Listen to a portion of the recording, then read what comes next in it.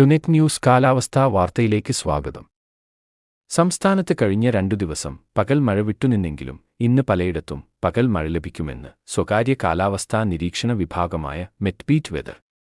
കേരള തീരത്ത് ന്യൂനമർദ്ദ പാത്തി രൂപപ്പെട്ടതോടെയാണ് സംസ്ഥാനത്ത് മഴയ്ക്കുള്ള സാധ്യത കൈവന്നിരിക്കുന്നത്.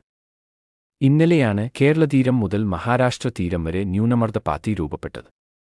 വടക്കൻ കേരളത്തിൽ ഉൾപ്പെടെ ഇത് മഴയ്ക്ക് അനുകൂല സാഹചര്യമൊരുക്കും. ന്യൂനമർദ്ദ പാത്തി ഇന്ന് കേരളത്തിനു മുകളിലേക്കെത്താനുള്ള സാധ്യതയുണ്ടെന്നും അങ്ങനെയെങ്കിൽ കൂടുതൽ മഴ ലഭിക്കുമെന്നും മെറ്റ്ബീറ്റ് വെതർ സ്ഥാപകൻ വെതർമാൻ കേരള പറയുന്നു. അതേസമയം മഹാരാഷ്ട്ര തീരത്തുള്ള അറബിക്കടലിലെ ന്യൂനമർദ്ദം ഇന്ന് ദുർബലമാകാനാണ് സാധ്യത.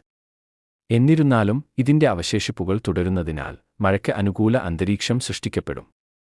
സംസ്ഥാനത്ത് ഇന്ന് പുലർച്ചെയും രാവിലെയുമായി വിവിധ പ്രദേശങ്ങളിൽ നേരിയ മഴയോ ഇടത്തരം മഴയോ ലഭിച്ചു.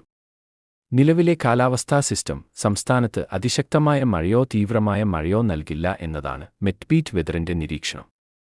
കാലാവസ്ഥാ വാർത്തകൾ കൃത്യമായി ലഭിക്കാൻ ചാനൽ സബ്സ്ക്രൈബ് ചെയ്യുക. നന്ദി.